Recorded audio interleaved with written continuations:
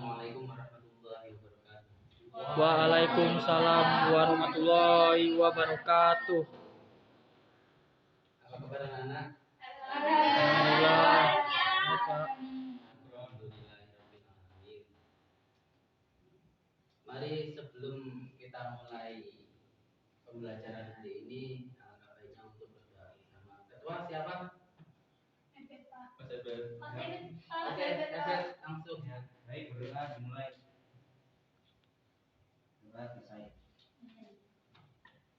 Baiklah, langsung saja kita presentasi untuk mempercepat. Siapa yang tidak hadir hari ini?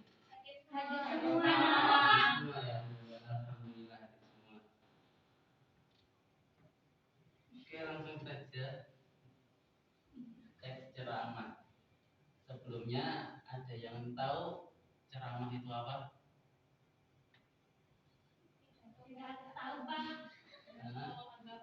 Pidato agama. Ada lagi?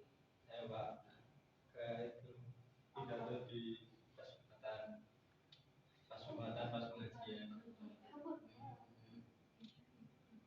Kurang lebih kalian mendefinisikannya seperti pidato ya? Ada lagi? Tidak ada. Kok pemikirannya sama semua?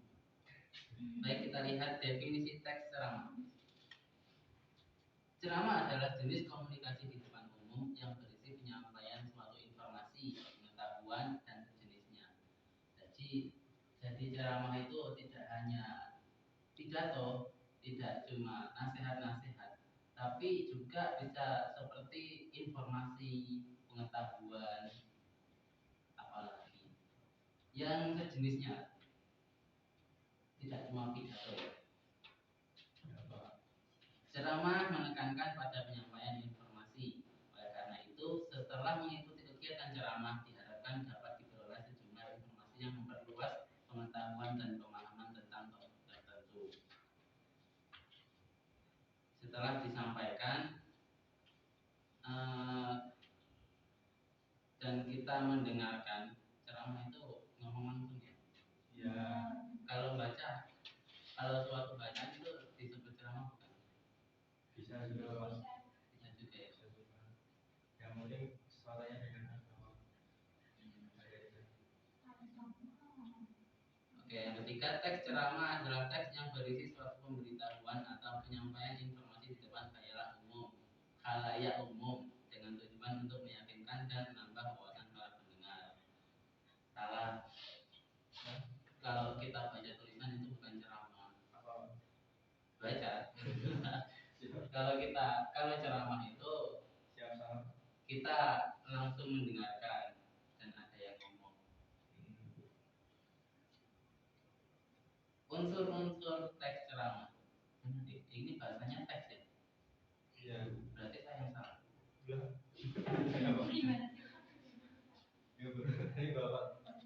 Oh, kalau teksnya iya benar teks. Kalau ceramah biasanya bawa teks ya. Tergantung ya. Paling bawa kertas kecil itu.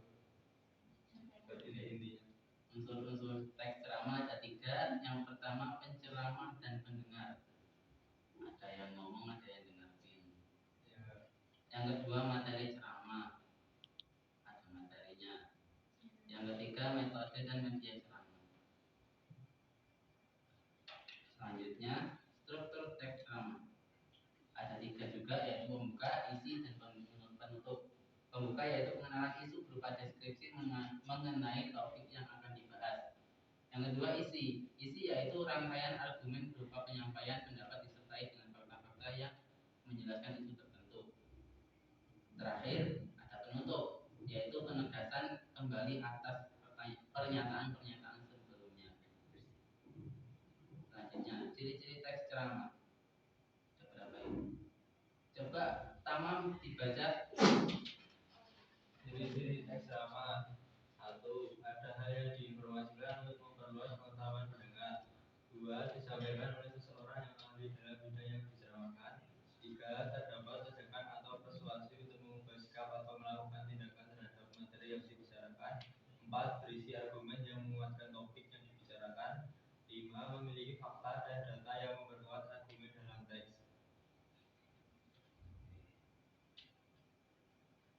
Selanjutnya tolong Dwi dibaca kaidah pembahasan teks. Kaidah pembahasan teks ceramah. 1. Banyak memakai kata ganti orang pertama atau tunggal dan kata ganti orang kedua jamak sebagai sapaan.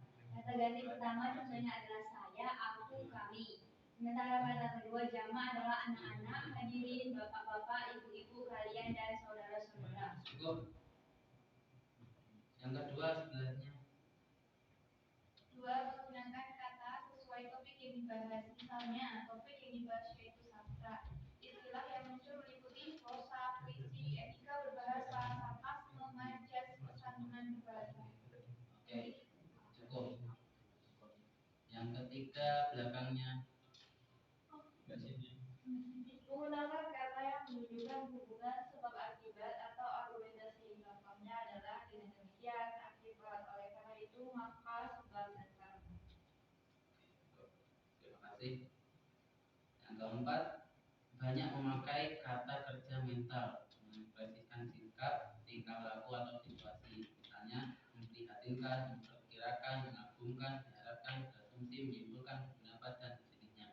Yang kelima, menggunakan kata-kata persuasif atau mempengaruhi seperti diharapkan, sebaiknya, hendaklah, perlu, harus, mereka, dan sebagainya. Ini ada contoh fenomena kata kasar di masyarakat. Bisa dibaca sendiri-sendiri, kurang lebih seperti itu.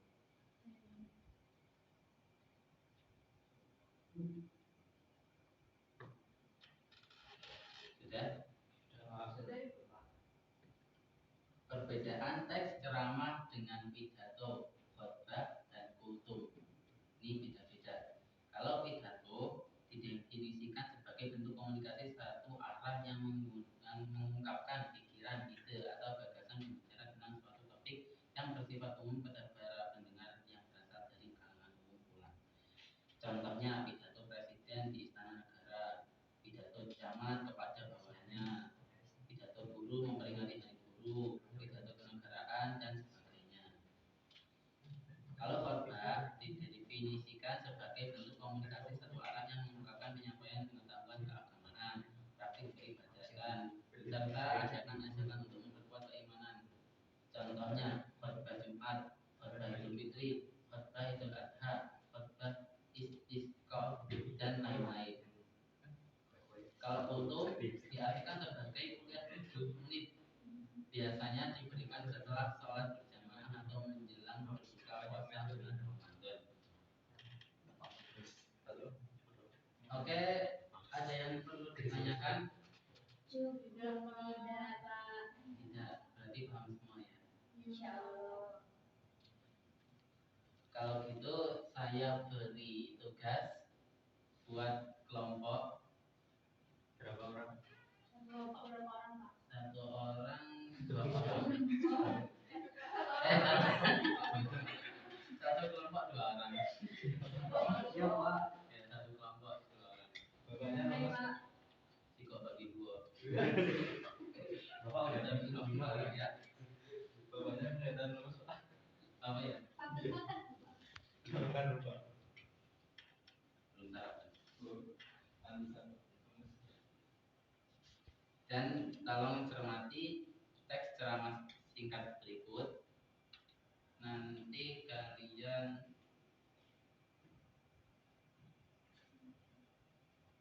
bedakan, kalian cukup nanti tugasnya baca teks ceramah yang kalian temui di buku atau internet. Kemudian bedakan mana saja bagian struktur teks ceramah tersebut. Apakah itu termasuk kultum atau khotbah atau ceramah? Itu ya. Ya. Paham? Paham. Ada yang ditanyakan? Tidak. Oke, terima kasih. Karena waktunya sudah habis, saya akhiri. Assalamualaikum warahmatullahi wabarakatuh. Waalaikumsalam warahmatullahi wabarakatuh.